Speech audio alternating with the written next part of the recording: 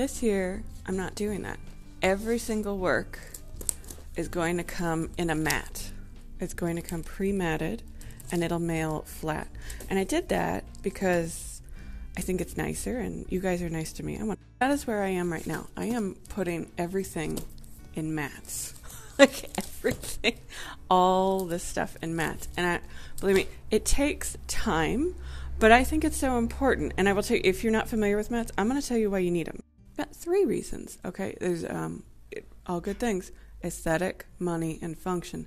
Aesthetically speaking, just this work, because it happens to be in front. Let's do this one. So, this particular work,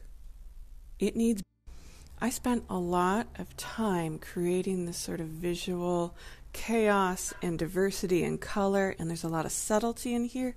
If you just rimmed this off with a big dark frame, all of that subtlety is lost. And that's just, not this particular work or my work, or what, I've got a sequin chicken over here, okay? This is not, I like the sequin chicken, but you can't take this too seriously, folks. However, there's a lot going on here. Laying it on top, just that white border, it does something to it activates the space, and it really, artwork deserves this, whether it's mine or anybody else's. Artwork deserves a visual mat. Okay, so that's the aesthetic. Money-wise, honestly, now that I have La Galerie, I only sell work on paper if it's in a mat, because frankly, it's more expensive looking that way. And I figure if people in the gallery get that, you guys should get that too. And anybody taking home a paperwork from me in person, I know it's going to be in a mat. When I send it to you rolled up in cellophane, I don't know that that's actually going to happen. And that brings me to the third issue, which is function. I work with acrylic paint and a lot of pastels, pens, inks, but mostly acrylic paint. Acrylic paint, if you sandwich this piece and put the paint directly up against glass over the course of years, what's going to happen is that moisture will... Paper is, natural substance, or it's made of natural fibers for the most part. What's going to happen is it will ripple and undulate over time. I'm sure you've seen that. You go to any thrift store, you will see wrinkled and rippled artwork. But what happens, not only does that look not nice, but those ripples create pockets of airspace, and in between the surface of the work and the glass, it will create pockets that accumulate water. That water, especially if it's in any kind of moist area, that water will just accumulate over time because it just gets trapped. That water will sit on the surface of your painting. Acrylic is very sturdy, but if you leave water on it, it is only a matter of time until it'll do 2 things. If you're using real cheap paint like craft paint, it will actually reconstitute the paint. That's not good at all. The other option, and again, you go to any thrift store, you will see this, it will make the paint stick to the glass. And then, so your painting will have little pieces that stick to the glass. And then again, as things ripple and undulate over the time, it'll push against and then it'll pull. And it will actually rip pieces of the painting off.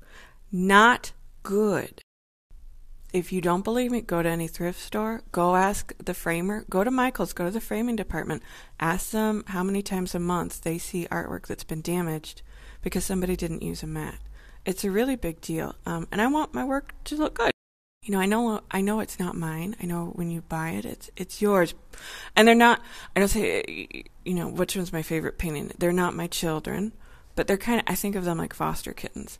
I'm sending them off into the world. I want them to have good homes. I want them to look good for you. I want you to be proud to give them away.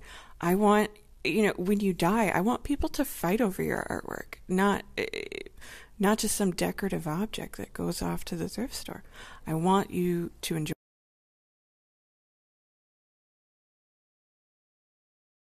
And a mat really ensures that. Why? Because a mat is thick. Hold on, let me show you. A mat is not just a piece of paper. Do you see this? It's like not quite 1/8 of an inch thick. What that does is it creates an air pocket. So if you have a mat sandwiched between the painting and the glass, there will always be. It's kind of fun to show you how I actually mat something, because I did this the wrong way for years. I didn't quite realize there's kind of a trick to it. So I'm going to show you real quick how I mat things, at least a semi-professional. Which one do we want to do? You guys saw enough abstract. Here's an abstracted floral. Let's do this one. I will say I buy all of my mats in kits. If you go to an art store or a craft store, one set like this is about $10. You can buy them individually. Again, craft stores, art supply stores. You can buy them online in custom sizes. That's a great way to save money. I usually buy in bulk kits of 25 and more from Mat Board Plus. That's usually my favorite. I'm going to put that here.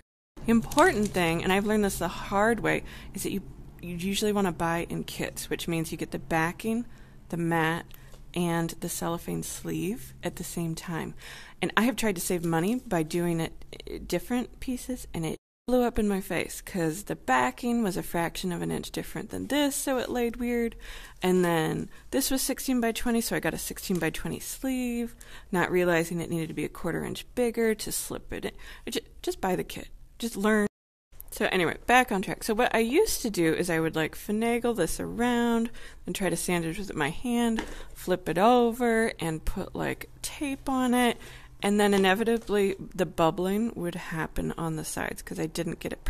So now what I do, lay these together perfectly in line. Take a fine tip pen and make a tiny little dot or a dash. I'm going to make a big one for demonstration purposes. Okay, but then I take tape and I run it all the way around. Ideally, you're using a framer's tape or an archival tape.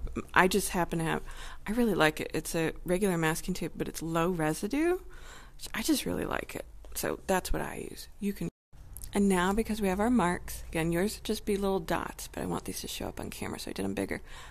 You'll find those marks are about a 1/4 of an inch smaller than the actual artwork if you're buying standard sizes. Just come in here and grab some tape.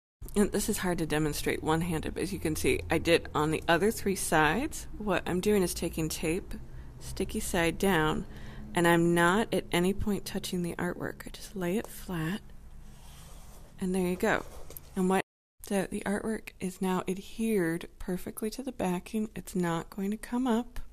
Nothing's going to happen to it. But at any time, if the owner decides that they want to remove this, it's very easy for them to do. And the front is not damaged. So now it's there. If I was fancy, I would do another masking tape hinge along the side there, but I'm not. I'm just going to lay it here. I'm going to slip it in the cellophane. And then I think that's really a nice gift. I mean, just that alone. So I'm thinking gifts because it's before Christmas. So I think that's nice as is. But what's also really nice is because a 9 by 12 frame is difficult to find. However, a 16 by 20 is very easy. You can find those all over the place. So here's a work in a frame. 2 things about this are kind of unusual for me. I normally stay away from black frames because I can really deaden the composition. But because this has a decent amount of black in it, I like the frame. Here's another thing. I put the title and signature, and then I put the title and signature on the mat. Normally I don't do that, but again, I know a lot of you guys are artists and you're thinking, how can I do it? I think that's a nice touch when you know the final frame situation. Because a lot of artists, to a certain extent myself included, resist working on paper because they can sell it faster and for a better price when it's on canvas. People like work on canvas. But I'm going to tell you, here's real basic math for you. Okay, so my works on canvas sell at $12.50 per linear inch. Across the store, if it's on canvas, $12.50. A work on paper only goes for $10 per linear inch. So would you rather do this or... So this work is 11 by 14. Most of them are either 11 by 14 or 12 by 9. Okay, 11 plus 14 is 25 inches times $10. So that's $250. This work would sell for $250. And yet I'm selling all of these at $89, which is significantly less than half off. That's a big deal. Why am I doing that? Not because they've been sitting around or they're unwanted. Most of the stuff has never been on display. It's never been in a mat. Nobody's ever had the chance to sell it. It's new work. I'm selling it because I use these as my daily, And then flipping through here, you see a variety of work. This isn't done in a single week. This is gradually over the course of many months, and my styles change. I do a collection, but a lot of times I do commission work. So when I do a commission, it means that somebody has paid me a set amount of money to make a certain size something that usually has a very particular subject and color scheme, which is fun and challenging. However, it removes all of the experimentation that comes out in a piece. So I have to get the wiggles out beforehand. So I will do these on paper. And that's what these are. And it's awesome because I give myself permission. I can work out all the kinks on paper. And it gets me ready to do all sorts of stuff that I just never would do when somebody's paying me to do it. So so last month, Adam, I'll tag you at the end here. He commissioned an abstracted landscape for his beautiful wife, Beth, who I will also tag here. However, I don't have a lot of experience. He said that Beth loves dramatic skies, and so I was doing my research into doing all this. Well, I wasn't about to work the wiggles out on this giant custom canvas, so I did about a dozen, maybe 20 of these. Figure out how to do this sort of cloud meets sky meets abstract. So like I said, I did a bunch of them. Some of them were awful, but I think there's 6 or 7 of them that turned out pretty good. And I really enjoyed making them. It's not that these are miniature versions of her final piece. I'll show it to you. They're different, but this is a valuable, part of the learning process for me. And that end piece would not be as good had I not done these.